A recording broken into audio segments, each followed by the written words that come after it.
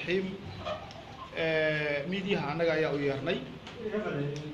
وحرمنا إن كسينا وربحين حارة دجالة سي الله سعطان عادنا وحيد دقنا وحيد معمولك سوماليلان وساك شنتي برسو إحنا مسوي رأي deegaanka ay ku sugan yihiin ciidanka Puntland ee deegaanka Tukarraq waxay ka soo weerareen saddex aag oo kala duwan ay ka soo weerareen saddexda aag ba ciidanka Puntland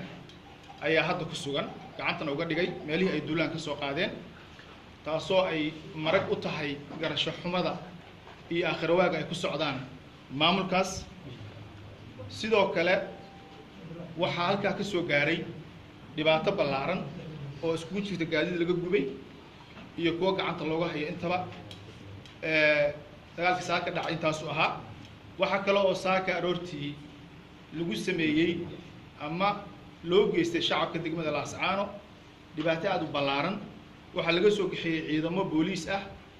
degmada Burco iyo Hargeysa halkaas oo loo keenay magaalada Laascaano shacabkeeda in lagu gumaado isla markaana lagu caburiyo shacabkaas oo ku jira gacan cadow waxay u sheegaysaa Puntland Soomaaliya iyo beesha caalamkaba in shacabkaas Soomaaliyeed iyo Puntlanderka ah ee meeshaas lagu keenay ciidamada waxa ka dhaca meeshaas iyo shacabka dhibaatada loo geysto ay mas'uul ka tahay Soomaaliland haday noqoto shacab la laayo haday noqoto kuwa la xirxiro iyo kuwa hadeerta baad maqlayseen handadaada iyo loo marinayay muxuu ahaa caga juulinta loo marinayay niman waliba sheeganaya mas'uuliyiin oo laga soo diray Hargeysa ariga Puntland way ka xun tahay waxayna kaloo la tiiraysan tahay lana wadaagaysa